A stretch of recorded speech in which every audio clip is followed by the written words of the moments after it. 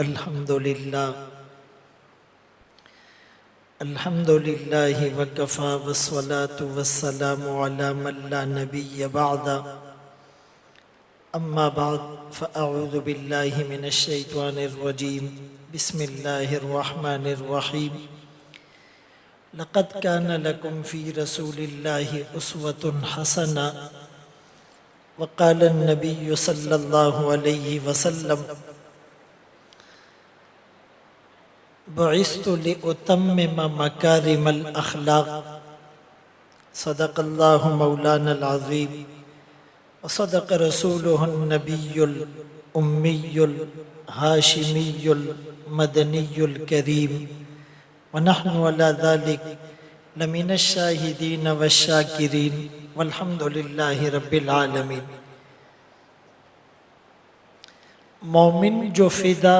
نقش کف پائے نبی ہو زیر قدم آج بھی عالم کا خزینہ، گر سنت نبوی کی کرے پیروی امت طوفان سے نکل جائے گا پھر اس کا سفینہ۔ قرآن کریم کی سورۃ الاحزاب کی جو آیت کریمہ آپ کے سامنے تلاوت کی اور رسول اللہ صلی اللہ علیہ وسلم کی حدیث مبارکہ پیش کی، تو اس آیت میں اللہ فرماتے ہیں تحقیق تمہارے لیے اللہ کے رسول کی زندگی میں ایک بہترین نمونہ ہے۔ تفسیر ابن کثیر میں اس آیت کے ضمن میں عبداللہ ابن مسعود رضی اللہ عنہ کا ایک قول لکھا کہ فرمایا جو تم میں سے اقتدا کرنا چاہتا ہے تو وہ اللہ کے رسول صلی اللہ علیہ وسلم کے صحابہ کی اقتدا کرے، فَلْيَتَأَسِّ بِأَصْحَابِ رسول اللہ صلی اللہ علیہ وسلم۔ اسی لیے کہ اقتدا کے لیے، کسی کو فالو کرنے کے لیے کوئی رول ماڈل، کوئی سیمپل، کوئی نمونہ ہوتا ہے جس کو دیکھ کر آدمی چلتا ہے اور پھر اس میں ایکویلنسی ہوتی ہے۔ یعنی سیرت کا جو لفظ ہے وہ سیر الابل سے نکلا ہے، اور سیر الابل اونٹوں کی چال کو کہتے ہیں۔ پہلے زمانے میں اونٹوں کے قافلے چلتے تھے اور صحرا اور ریگستان میں جب اونٹ اپنا قدم رکھے تو وہ ایک چھاپ سی بن جاتی تھی، ایک سٹگما ہوتا تھا۔ تو جو پہلا اونٹ ہوتا اس کو منزل کا پتہ ہوتا تھا، اب دوسرا اونٹ اسی نشان پر اپنا قدم رکھتا، تیسرا اونٹ دوسرے کو فالو کرتا، تو 50 اونٹ گزرتے لیکن یوں لگتا تھا ایک اونٹ گزرا ہے۔ جیسے تمام اونٹوں نے اس اگلے اونٹ کی اتباع کی، نقش قدم پر چلے، اس میں بیلنسنگ اور ایکویلنسی تھی اور وہ سب اپنی منزل تک پہنچ گئے۔ بالکل اسی طرح اگر ہم بھی اپنے آقا کی اتباع کریں گے اور صحابہ کے چلے ہوئے رستے سے کریں گے تو ہم بھی اپنی منزل تک پہنچ جائیں گے۔ اسی لیے شاہ حکیم اختر رحمہ اللہ فرمایا کرتے تھے نقش قدم نبی کے ہے جنت کے راستے، اللہ سے ملاتے ہیں سنت کے راستے۔ مومن جو فدا نقش کفے پائے نبی ہو زیر قدم آج بھی عالم کا خزینہ، گر سنت نبوی کی کرے پیروی امت طوفان سے نکل جائے گا پھر اس کا سفینہ۔ تو صحابہ کی اقتدا کرنی ہوگی، فَإِنْ آمَنُوا بِمِثْلِ مَا آمَنْتُمْ بِهِ فَقَدْ اهْتَدَوْا، اگر یہ ایمان لائے جیسا ایمان صحابہ تم لائے ہو، کما آمن الناس جیسا ایمان یہ لوگ لائے ہیں، اور اس سے مراد صحابہ ہیں۔ کیوں؟ ابر هذه الامت قلوبا واعمقها علما واقومها هديا وَأَحْسَنُهَا حَالًا وَأَقَلُّهَا تَكَلُّفًا، اس لیے کہ اس امت کے سب سے پاکیزہ لوگ یہ تھے، امتحن اللہ قلوبہم للتقوی، جن کے دلوں کو اللہ نے تقوی کے لیے چن لیا تھا، الزمہم کلمت التقوی، جن کے دلوں سے تقوی بالکل چمٹ گیا تھا، وَكَانُوا أَحَقَّ بِهَا وَأَهْلَهَا، تقوی کے سب سے حقیقی مصداق وہ صحابہ تھے۔ اسی لیے فرمایا اس امت کے پاکیزہ ترین لوگ۔ اس پر ایک جملہ یاد آیا کہ بہت سے لوگ اور خواتین آج پردہ نہیں کرتی، اور یہ جملہ کہتی ہیں کہ پردہ تو دل کا ہوتا ہے، دل پاک ہونے چاہیے، نیتوں میں کھوٹ نہیں ہونا چاہیے۔ تو اس کا جواب یہ ہے کہ اس امت کے پاکیزہ ترین لوگ صحابہ تھے، سرٹیفائیڈ مومن جسے کہتے ہیں۔ میں اور آپ اپنے آپ کو مومن کہتے ہیں، لیکن یہ سرٹیفائیڈ نہیں ہے۔ ہم کسی کو منافق کہہ دیتے ہیں، وہ بھی سرٹیفائیڈ نہیں ہے۔ ہو سکتا ہے وہ میری آپ کی نظر میں منافق ہو، اللہ کی نظر میں منافق نہ ہو، لیکن قرآن نے جنہیں مومن کہا اولئک هم المؤمنون حقا، وہ تو پکے مومن تھے۔ قرآن نے جنہیں منافق کہا وہ تو سرٹیفائیڈ منافق تھے۔ تو صحابہ اس امت کے پاکیزہ ترین لوگ تھے، اور دوسری طرف ازواج مطہرات جو امت کی مائیں ہیں، اس امت کی پاکیزہ ترین عورتیں۔ اللہ نے ان صحابہ کو حکم دیا کہ جب تمہیں اپنی ان ماؤں سے کچھ مانگنا پڑے فَاسْأَلُوهُنَّ مِنْ وَرَاءِ حجاب، تو پردے کے پیچھے سے مانگنا،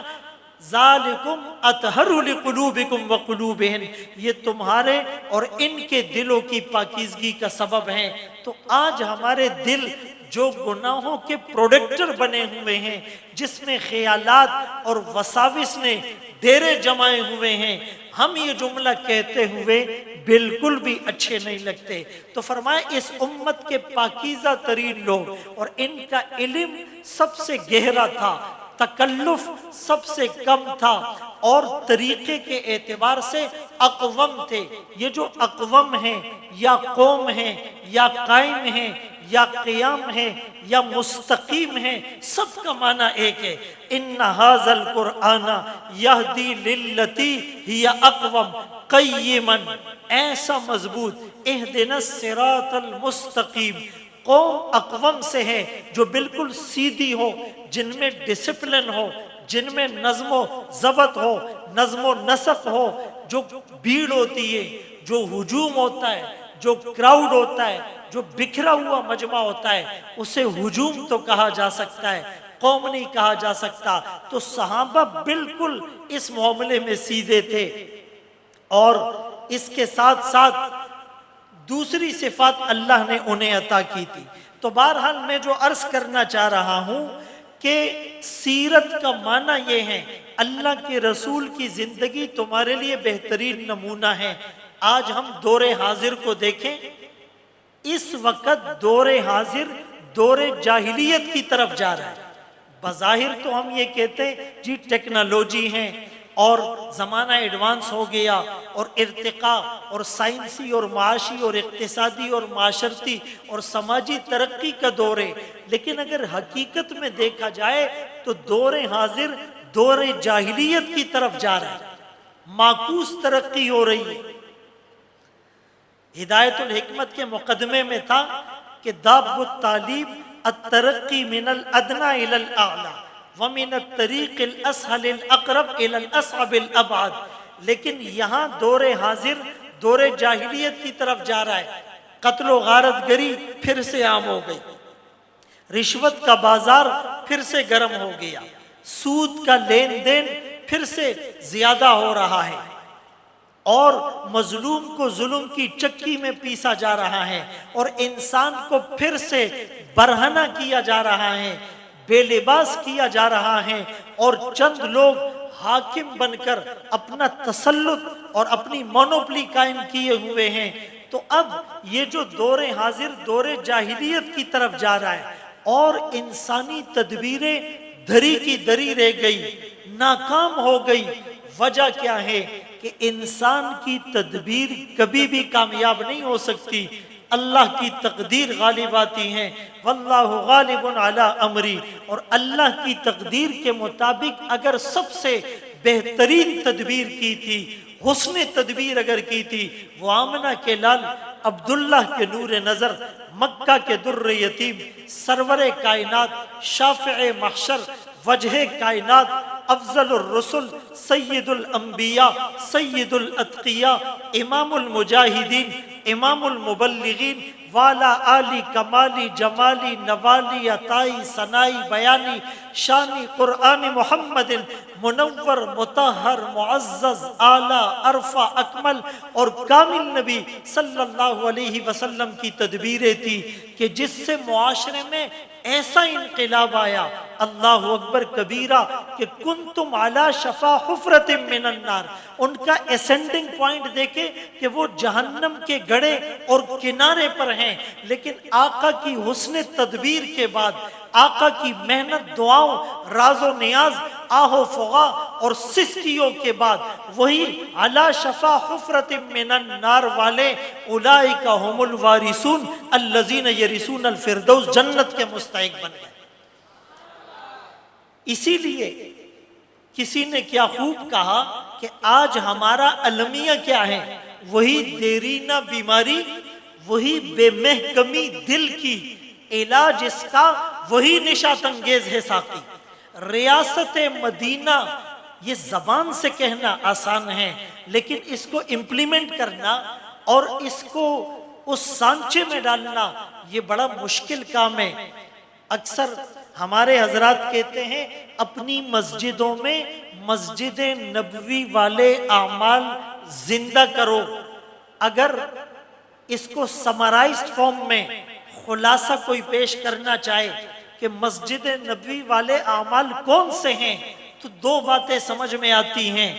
مسجد نبوی والے اعمال یہ تھے کہ مسجد نبوی کے ممبر و محراب سے لوگوں کی جسمانی ضرورت بھی پوری ہو، روحانی ضرورت بھی پوری ہو۔ مسجد نبوی کے ممبر و محراب سے لوگوں کو جسمانی غذا بھی ملے اور روحانی غذا بھی ملے۔ اسی مسجد نبوی میں آذان، اقامت، نماز، تلاوت، ذکر، روزہ، حج، تبلیغ، جہاد، تعلیم اور تعلم کے سلسلے جاری تھے، تو وہیں پر بیواؤں کی لسٹیں بن رہی تھی، یتیموں کی کفالت کا نظم تھا، خطوط بھیجے جا رہے تھے، جہاد کی تشکیلیں ہو رہی تھی، اور سماجی اور معاشرتی فلاح و بہبود کی تدبیریں وہاں پر ہو رہی تھی۔ ڈاکٹر ابو غدہ عبد الفتاح رحمہ اللہ نے جو ایک کتاب لکھی، اس کا مطالعہ سب ضرور کرے، الرسول المعلم و اسالیبہ فی التعلیم۔ اس میں پہلی حدیث حضرت نے نقل کی اور ذکر کی، فرمایا اللہ کے رسول صلی اللہ علیہ وآلہ وسلم مسجد نبوی تشریف لائے، دو حلقے لگے ہوئے، ایک حلقہ وہ دعائیں مانگ رہا ہے اور دوسرا حلقہ یتعلمون و یعلمون، تعلیم اور تعلم میں مصروف ہے۔ آپ نے دونوں حلقوں کی جانب دیکھ کر ارشاد فرمایا کل علی خیر، یہ دونوں حلقے خیر پر ہیں، لیکن خود انما بعثت معلما فرماتے ہوئے اس حلقے میں بیٹھے جو سیکھنے سکھانے میں مصروف تھا۔ فلولا نفر من كل فرقة منهم ليتفقهوا في الدين وَلِيُنذِرُوا قَوْمَهُمْ، اسی طرح لِلَّذِينَ اُحْصِرُوا فِي سَبِيلِ اللَّهِ لَا يَسْتَطِيعُونَ ضَرْبًا فِي الْأَرْضِ۔ فی سبیل اللہ کا مصداق جہاد بھی ہے، فی سبیل اللہ کا مصداق تبلیغ بھی ہے، فی سبیل اللہ کا جو اصل مصداق ہے وہ تعلیم اور تعلم ہے، وہ ان مدارس کا نظام ہے۔ یہ مفسرین کی تفسیریں اٹھا کر آپ دیکھ لیں۔ تو عرض کرنے کا مقصد یہ ہے کہ ہم بھی رسول اللہ صلی اللہ علیہ وسلم کی ان سنتوں پر عمل کریں گے تو پھر سے ریاست مدینہ قائم ہو جائے گا۔ اور وہ ریاست مدینہ ایسا تھا کہ مسلمان تو مسلمان، غیر مسلم ہسٹورین یہ لکھنے پر مجبور ہوا the pen slips out of my finger when I tried to describe that time کہ جب میں ریاست مدینہ کا نام لیتا ہوں تو قلم میرے ہاتھ سے چھوٹ جاتا ہے، لرزہ طاری ہو جاتا ہے۔ ایسا مثالی دور کہ کیروان آرمسٹرانگ ایک ہسٹورین ہے اور وہ ویسٹرن دنیا میں اس کا بڑا نام ہے، آکسفورڈ میں پڑھی ہوئی ہے۔ اس نے رسول اللہ صلی اللہ علیہ وسلم کی سیرت کا مطالعہ کیا، اور مطالعہ کرنے کے بعد اس نے یہ لکھا کہ اللہ کے رسول کو جو مغرب نعوذ باللہ ملیٹنٹ پروفٹ پیغمبر دہشت کہتا ہے، میں نے پوری ہسٹری کو پڑھا، میں نے سٹڈی کیا، میں نے ان کی 23 سالہ زندگی کو حرف بحرف پڑھا۔ میں آج یہ کہنے پر مجبور ہوں کہ وہ پیغمبر دہشت نہیں، پیغمبر رحمت ہیں۔ ان لوگوں نے پکچر کی دونوں سائڈ کو دیکھا اور یہ بات کیوں کہی کہ فرمایا ایسے معاشرے میں آنے کے بعد کہ جن پر کوئی حکومت کرنے کو تیار نہ تھا، بات کیا تھی کہ چند وہ اونٹوں کے چرانے والے جن کو کافور پہ ہوتا تھا نمک کا دھوکا، بن گئے دنیا کی تقدیر بدلنے والے۔ بات کیا تھی؟ کیسر و کسرا سے نہ دبے چند وہ لوگ کہ اونٹوں کے چرانے والے جن کو کافور پہ ہوتا تھا نمک کا دھوکا، بن گئے دنیا کی تقدیر بدلنے والے۔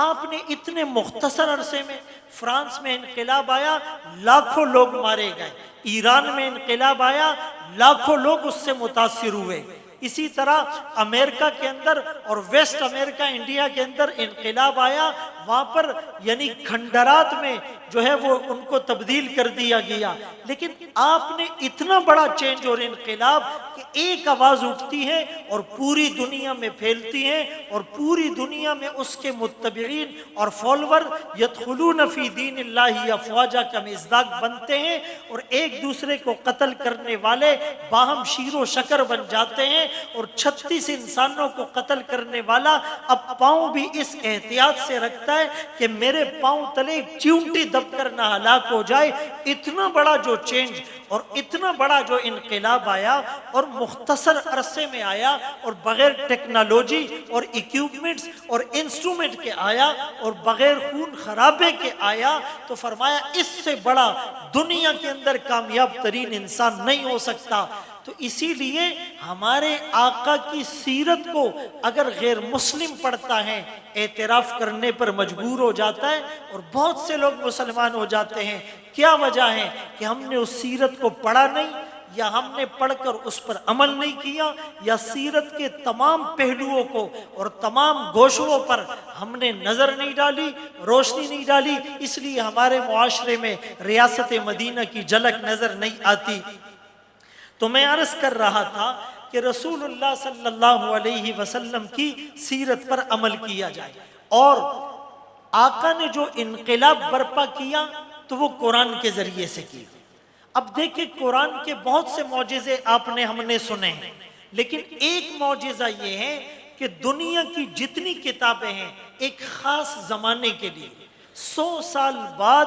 دوسری کتاب آتی ہے، اور پہلی کتاب کی مارکیٹ ویلیو ختم ہو جاتی ہے، یا اس میں غلطیاں نکل آتی ہیں، یا اس میں نئے ایڈیشن میں ترامیم اور امینڈمنٹ کرنی پڑتی ہے، یا جتنی بھی اچھی کتاب ہو کہتے جی یہ اس زبان والوں کے لیے ہیں، دوسری زبان والے استفادہ نہیں کر سکتے، یا میڈیکل کی بک سے میڈیکل والے استفادہ کر سکتے ہیں، انجینئرنگ والے نہیں، انجینئرنگ کی بک سے اس سے کامرس والے استفادہ نہیں کر سکتے، سائنس کی بکس ہیں اس سے جو ہے بائیولوجی والے، اور بائیولوجی کی بک سے کیمسٹری والے، اور کیمسٹری کی بک سے جو ہے وہ کمپیوٹر اور چارٹرڈ اکاؤنٹنٹ والے استفادہ نہیں کر سکتے، یا کچھ کتابیں بچوں کے لیے مفید ہے، بڑوں میں مقبول نہیں ہوتی، کچھ بڑی عمر کے لوگ پڑھتے ہیں، نوجوانوں کے لیے اس میں اٹریکشن اور موٹیویشن نہیں ہوتی۔ لیکن دنیا میں ایک کتاب ایسی ہے کہ جب سے اللہ نے نازل کیا قیامت تک آنے والے ہر انسان کے لیے اس میں کنونسنگ پاور ہے، اس میں اٹریکشن ہے، اس میں موٹیویشن ہے، اس میں جاذبیت ہے۔ میڈیکل والا، انجینئرنگ والا، ہسٹری والا، سائنس والا، بائیولوجی والا، کیمسٹری والا، میتھمیٹکس والا، جغرافیے والا، نفسیات والا، ارے دنیا کا کوئی کوئی بھی علم اور شعبہ ہو قرآن سے استفادہ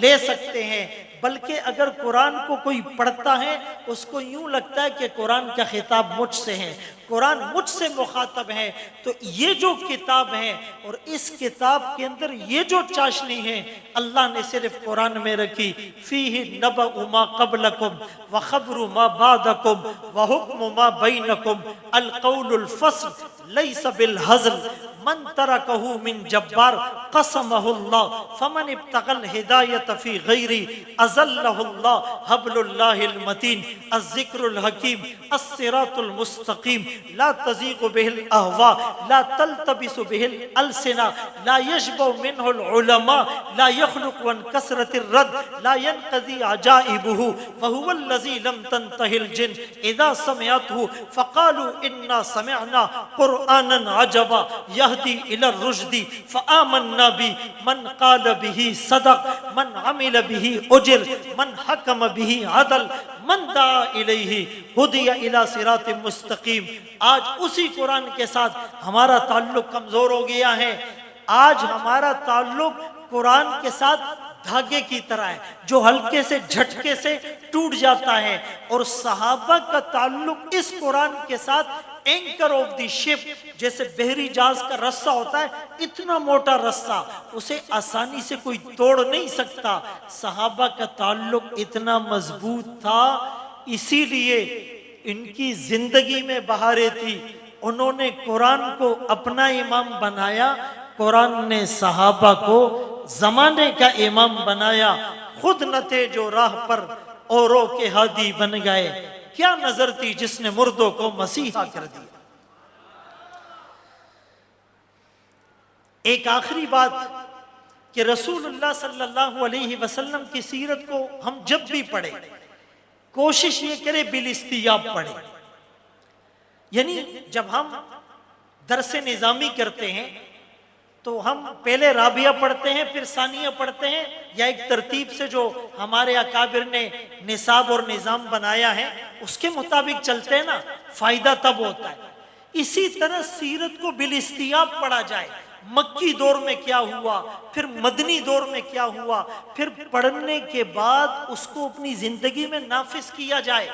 پھر حالات حاضرہ پر اس کا انطباق کیا جائے۔ یہ جو تلفیق کا قاعدہ فقہ میں ہم پڑھاتے ہیں اس کو تطبیق کی صورت میں کنورٹ کر کے آج کے حالات سے اس کو جوڑا جائے۔ مجھے اکثر کچھ لوگوں نے، کچھ طالب علموں نے سوال کیا کہ جی ہم کون سی کتابیں پڑھیں۔ اکثر جب ہم جلسوں میں جاتے ہیں کوئی اچانک ملتا ہے، حضرت کوئی کتاب بتا دے، کون سی کتاب کا مطالعہ کرنا ہے، ہم فوراً بتا دیتے یہ کتاب پڑھو، جو ہمارے ذہن میں ہوتی ہیں وہی کتاب بتا دیتے۔ مطلب اکابر تو اکابر ہیں، میں اپنی بات کر رہا ہوں، ہم جیسے کم علم لوگ جو ذہن میں نام آتا ہے بتا دیتے۔ جیسے ڈاکٹر کے پاس مریض جاتا ہے وہ اس کی ہسٹری لیتا ہے، تمہاری عمر کیا ہے، تمہاری موروثی بیماریاں کیا ہے، اور اس سے پہلے تمہیں کیا کیا بیماری لاحق ہوئی، پھر اس کے ٹیسٹ کرا کے لیبورٹری اور الٹرا ساؤنڈ کرا کے اس کی پوری پروفائل بنتی ہے، پھر اس کو میڈیسن ڈسکرائب یا اس کو سجیسٹ کی جاتی ہیں۔ اسی طرح وہ طالب علم کس درجے میں پڑھتا ہے اور اس کا ذہنی کیلیبر کیا ہے اور وہ اس کے ذہن میں کون سی چیزیں بیٹھی ہوئی ہیں، جب تک پورے احوال نہ لیے جائیں اس کو فوراً سے کتاب سجیسٹ کرنا یہ میرے خیال میں بعض اوقات اس کے لیے زیادہ فائدہ مند نہیں ہوتا۔ ایک تو اس بات کا خیال رکھا جائے، دوسرا کہ جی ہم کہاں پر کیسے بیان کریں، یہ بہت اہم نکتہ ہے۔ انزل الناس منازلہم یا کلم الناس علی قدر عقولہم، کہ ہمارے سامنے جو مجمع بیٹھا ہوا ہے، مولانا زاہد الراشدی صاحب دامت برکاتہم العالیہ فرماتے ہیں سب سے بڑا خطیب وہ ہے جو اپنے سامنے بیٹھے ہوئے مجمع کو اپنی بات ڈیلیور کر لے اور سمجھا دے۔ اب عوام الناس بیٹھی ہوئی ہے اور ہم جو ہے اپنی علمیت جھاڑ رہے ہیں، یا طلباء بیٹھے ہوئے ہیں اور ہم جو ہے وہ میڈیکل کی بات کر رہے ہیں، تو اپنے مجمع کے ذہنی کیلیبر اور ان کی ذہنی سطح اور اپروچ کے مطابق ہم قرآن کا درس دیں، ہم حدیث کا درس دیں، ہم انہیں مسائل بتائیں، ہم جمعہ پڑھائیں۔ تو یہ جو مکی زندگی ہم دیکھیں گے تو مکی زندگی میں ہم نے کیا دیکھنا ہے کہ دیار کفر کے احکام کیا ہے۔ چونکہ مکی زندگی میں تو جو ہولڈ تھا وہ مسلمانوں کا نہیں تھا۔ مولانا اشرف علی تھانوی رحمۃ اللہ علیہ نے ایک جگہ لکھا کہ بھائی دیار اسلام کے احکام تو فقہا نے مرتب کر دیے، دیار کفر کے احکام کون مرتب کرے گا؟ اس میں فرق ہوتا ہے۔ اسی لیے مکی زندگی کو اس پیراڈائم سے دیکھنا کہ یہ دیار کفر تھا، وہاں پر تبلیغ کا انداز کیا تھا، اسلوب کیا تھا، پیٹرن کیا تھا، یعنی بعض جائز چیزوں کو آپ نے چھوڑ دیا تھا۔ حتیم کو بیت اللہ میں شامل نہ کرنا صرف اس وجہ سے کہ عائشہ تمہاری قوم ابھی نئی نئی مسلمان ہوئی ہے، ذہن اتنا پختہ نہیں ہے، شاید یہ متنفر ہو جائے۔ یعنی ایک موقع پر حضرت ہارون علیہ السلام کہتے انی خشیت ان تقول فرقت بین بنی اسرائیل ولم ترقب قولی، بظاہر جلی شرک کو ہوتے ہوئے دیکھ کر سخت اقدام نہیں کیا، کیونکہ قوم تفرقے میں بڑھ جائے گی اور جو تھوڑا بہت چانس ہے ان کے واپس آنے کا پلٹنے کا وہ بھی ختم ہو جائے گا۔ تو مکی زندگی کو اس انداز سے دیکھنا، دیار کفر میں کام کیسے کرنا ہے، اور پرسنل لا ہم نے اپنی انفرادی زندگی میں دین کو کیسے نافذ کرنا ہے، اور ضرورت پڑنے پر ہم نے ہجرت کیسے کرنی ہے۔ اور پھر مدنی زندگی کا جو دور ہے اس میں آقا نے یہود سے جو معاہدات کیے اس کو ہم دیکھیں، پھر جو مساوات کا ایک نظام قائم کیا اس کو دیکھا جائے، اور سیرت پر عمل کرنے سے اس پورے معاشرے میں انقلاب آ سکتا ہے، یہ معاشرہ امن کا گہوارہ بن سکتا ہے اگر 5 بنیادی چیزوں کو ہم دیکھ لیں۔ اور وہ 5 بنیادی چیزیں کیا ہیں کہ جو شریعت کے اندر واضح طور پر بتا دی گئی کہ ایک انسان کی جان ہے یہ بہت قیمتی ہے،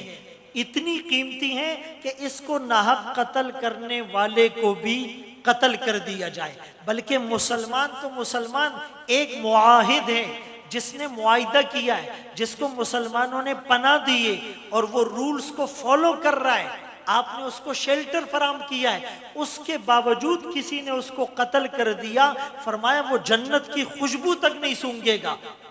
تو ایک تو کسی کو قتل کرنا، اس کو بدلے میں قتل کر دو، وَلَكُمْ فِي الْقِصَاصِ حَيَاتٌ يَا أُولِي الْأَلْبَابِ۔ دوسرے نمبر پر اس کا مال ہے، کوئی مال چوری کرتا ہے اس کا ہاتھ کاٹ دو۔ تیسرے نمبر پر عزت نفس ہے، کوئی مجروح کرتا ہے، تہمت لگاتا ہے تو اس کو 80 کوڑے لگائے جائیں۔ چوتھے نمبر پر عقل ہے، یعنی شراب تمہاری عقل کو یعنی ڈیمیج کرتی ہے، یخامر العقل، تو اس پر بھی 80 کوڑے لگائے جائے۔ اور 5ویں نمبر پر دین ہے، اگر کوئی دین کو تبدیل کرتا ہے اس کو بھی، مرتد کو بھی قتل کیا جائے گا۔ اگرچہ امام احمد ابن حنبل اور بعض فقہا کا اس میں اختلاف ہے کہ 3 دن اس کو مہلت دی جائے گی یا نہیں، حبس بیجا میں رکھا جائے گا یا نہیں۔ تو سیرت کے ان اصولوں پر عمل کر کے ہم اپنی زندگی کو، اپنے معاشرے کو جنت کا نمونہ بنا سکتے ہیں۔ ماد الخلیل کے اندر یہ جو سیرت کا مقابلہ یا کوئز ہوا، اور جس خوبصورت انداز سے انہوں نے اس کو مینج کیا، آرگنائز کیا، اور یعنی ٹیموں نے